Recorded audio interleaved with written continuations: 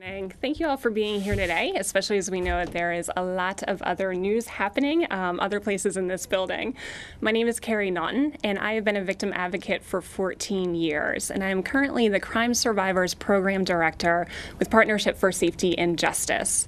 Partnership for Safety and Justice is a statewide advocacy organization dedicated to making Oregon's public safety structures more effective and more just. And we all want to be safe. As crime survivors and victim advocates, we know firsthand the impact that crime has on individuals, on families, on communities, and across the entire state. Many crime survivors are left to deal with the physical, psychological, and financial consequences of crime, sometimes for years after the crime occurred.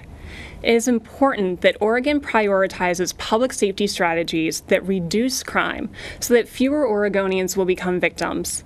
It is also important that Oregon prioritizes programs that help crime victims find safety and rebuild their lives.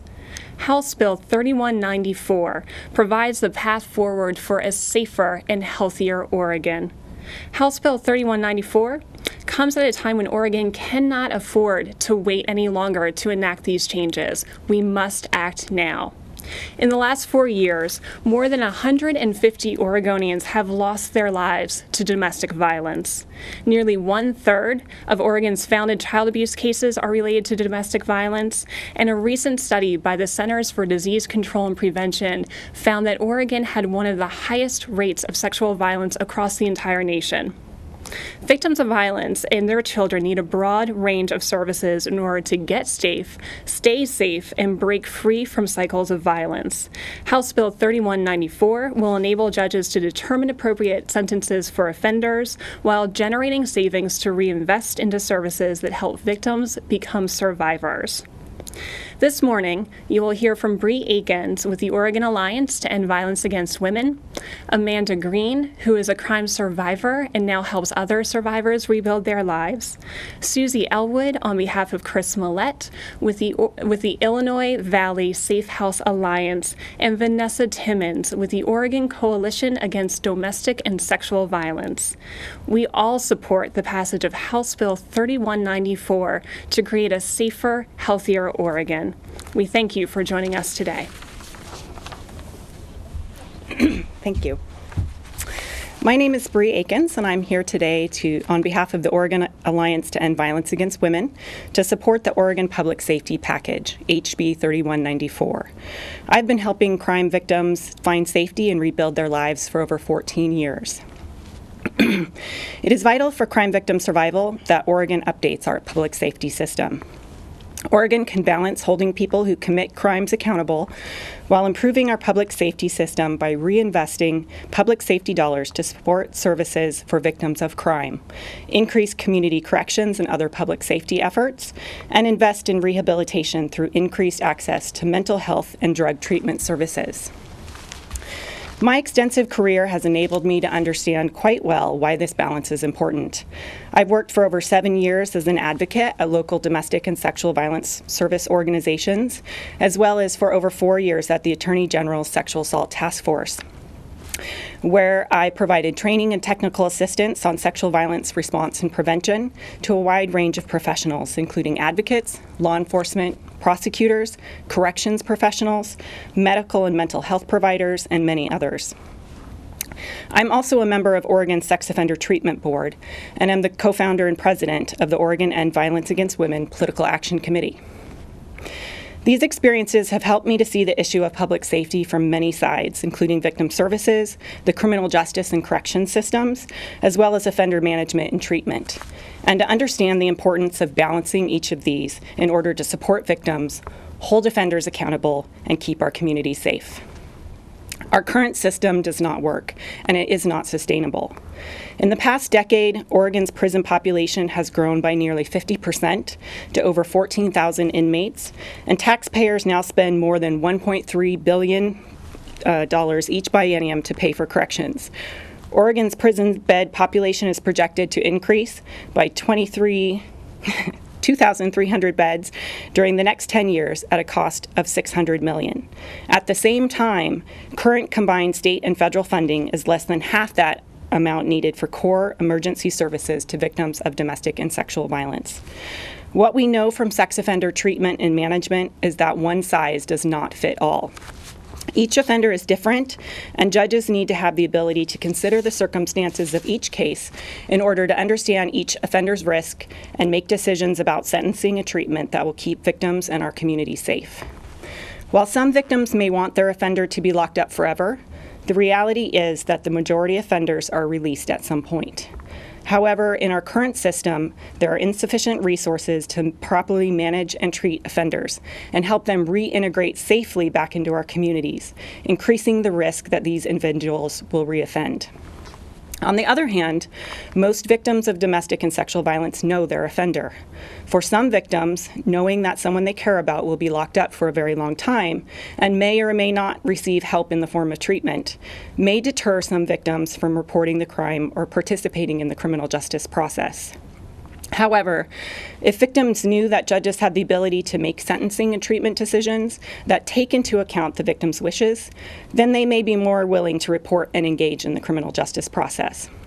What really matters for the victim and community safety is not whether someone who commits a crime is in prison for 5 years instead of 6, but that the system does a better job of making sure that when that person gets out, he is less likely to commit another crime.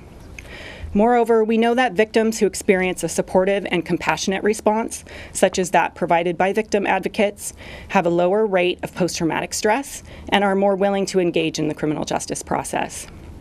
Research also shows that access to domestic violence services leads to a 60 to 70% reduction in incidence and severity of reassault. Additionally, domestic and sexual violence services reduce homelessness, save millions in medical costs, increase the effectiveness of substance abuse programs, help child victims stay safe from abuse and succeed in school, and help adult victims stay in jobs. Tragically, life-saving programs can't meet the need because of lack of funding. In 2011, over 20,000 requests for emergency shelter from violence in Oregon couldn't be met because there weren't enough resources available. That's more than 2 unmet requests every hour of every day of the entire year. Our public safety spending is out of balance. When shelters are full and that month's supply of motel vouchers have run out, domestic and sexual violence service providers get creative and do all that they can to help the victim develop a plan to stay as safe as possible. For some women and children in the Portland metro region, that may mean riding the Max line all night or sleeping at the airport. In rural areas, the safest option may be for a victim to sleep in her car or camp at the beach or in the woods. We can only guess how many of the 20,000 plus unmet requests for shelter victims left victims with no choice but to return to a violent home. Oregon needs to be more cost-effective and strategic in its use of incarceration while investing in the programs proven to reduce future crime and recidivism at a fraction of the cost. I believe that HB 3194 is a step in the right direction to balance our public safety system in order to support victims, hold offenders accountable, and keep our community safe. The modest proposals developed by the Governor's Commission on Public Safety can prevent the need for 2,000 additional prison beds in Oregon and save $600 million over the next 10 years. Some of the savings would be reinvested into vital services for victims. Crime victims need Oregon to pass HB 3194. It's time we start rebalancing public safety spending to ensure that every victim who makes the brave step of coming forward for help has access to services that can save her life. Thank you.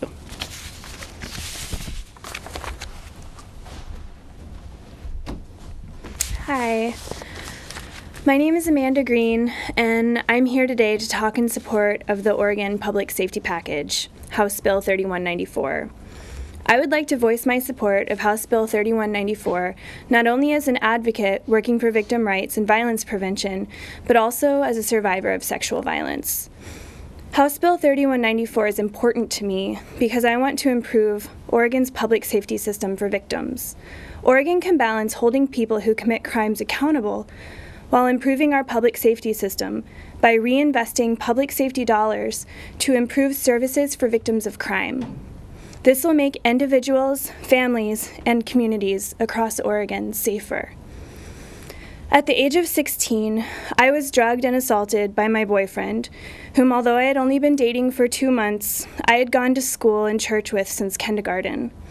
After the assault, he threatened and emotionally manipulated me into silence. It was 3 years before I was able to talk about my abuse. In that 3 years of silence, I developed an eating disorder and suffered from crippling anxiety issues that resulted in my having to take a year off of college. And then I found help, or rather it found me.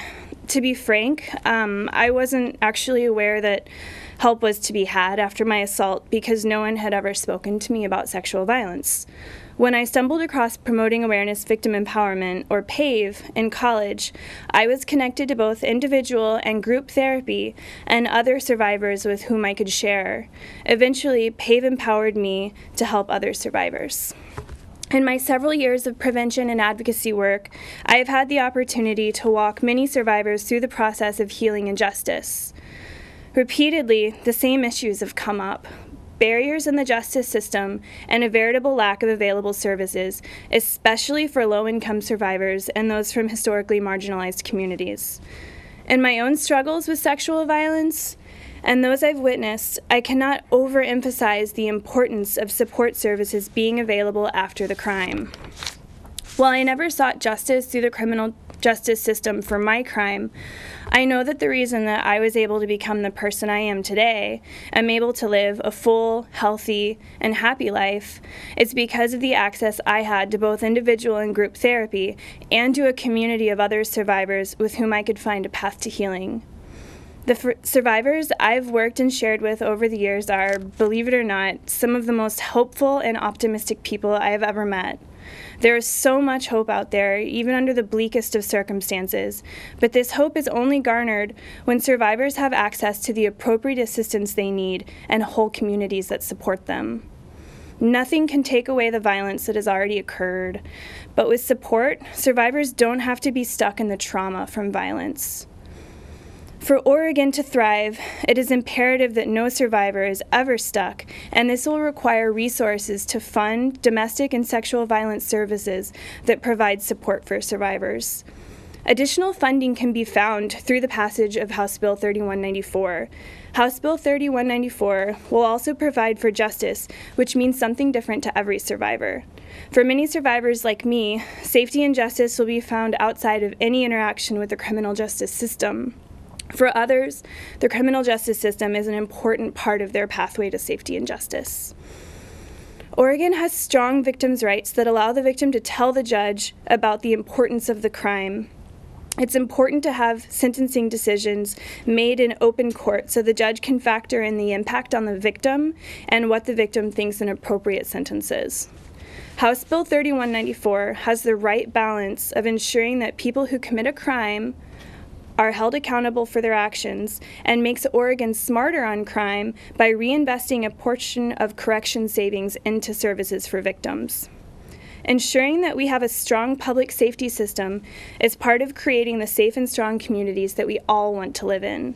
Thank you for hearing me speak. Again, I just want to ask for everyone's support of House Bill 3194.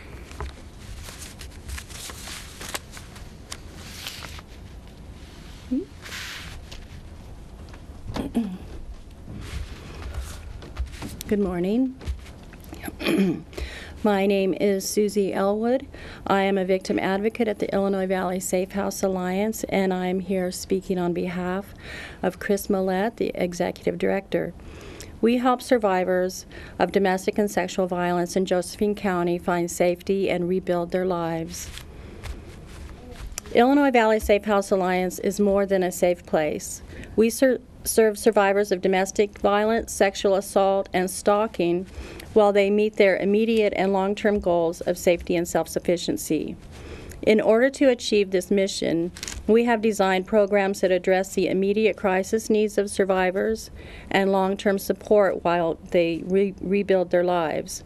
As a result, many survivors continue to work with our advocates beyond the initial help with crisis counseling, court accompaniment, safety planning, obtaining protective orders, and applying for benefits.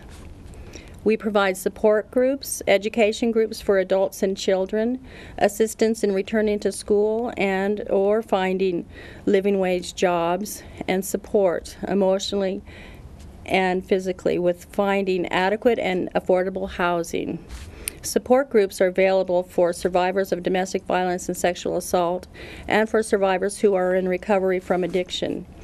We provide ongoing support without time restrictions because we understand this is what allows people who have been abused to create and maintain the long-term change required to fully intervene in this cyclical nature of abuse. Last year, we served 730 survivors in Josephine County. Domestic and sexual violence are serious crimes that often create ripple effects through the rest of the survivors' lives and the lives of the survivors' family, friends, and communities. I support House Bill 3194, moving some Measure 11 crimes into the sentencing guidelines because this still allows for offenders to be held accountable, and it will help rebalance public safety spending to ensure local community public safety structures can hold offenders accountable and better meet the victims' needs. Victims in Josephine County are counting on Oregon to rebalance public safety spending. Illinois Valley Safe House Alliance saw a 29% increase in requests for services in 2012, along with the 80% reduction in our budget due to loss of federal funding through the VAWA rural program. We've reduced staff to 2 part-time positions. We've reduced our advocacy center hours to 3 days a week and reduced every possible expense item in our budget. We often find survivors camping out outside our advocacy center. They can't call 911. There's one road in and one road out of town. It's very dark at night and their abuser knows this. No help for them and they're easy to find. Women are staying with their abusers rather than take a chance on hitchhiking those 30 or 60 miles into Grants Pass. They are staying with friends that are sometimes only marginally better than their abusers, sometimes worse. Survivors are getting angry with us. Why don't you have any help for me, they say. The legislature has a clear path forward to provide the help that survivors need. The Governor's Commission on Public Safety recommended that the Oregon Domestic and Sexual Violence Services Fund, ODSVS, receive reinvestment from averted prison growth. ODSVS is the most important funding source programs the state have. Other funding streams, such as the VAWA rural funding we used to receive, are designated for specific purposes or are time limited or can get caught up in partisan bickering in Congress. ODSVS provides the stability our programs need to keep our doors open. Reinvesting a portion of savings from averted prison growth into ODSVS would enable Illinois Valley Safe House Alliance to keep the lights on, heat the center, and extend our hours of operation. In the past few months, the community has contributed $15,000 in response to our program losing federal funding and reducing staff and hours of availability. These contributions are even more meaningful to us knowing that our community has poverty and unemployment rates that qualify it for federal enterprise zone status. Community members are sharing their scarce resources because they understand how important our services are. But our community cannot and should not be expected to sustain these life-saving safety options alone. Not when domestic violence is a statewide epidemic and 150 Oregonians have been killed in domestic violence-related murders in the last 4 years, and not when there is such an obvious path forward for increasing safety for survivors, families, and their entire communities. Research has proven that victims and survivors who maintain contact with advocates 6 to 8 hours a week for as little as 10 weeks decrease the likelihood they will return to their abusers, decrease the likelihood of being reassaulted, increase their ability to access resources needed to remain separated from their abuser, and increase their sense of well-being. This kind of advocacy takes time. Time costs money, but saving lives saves money too. Thank you.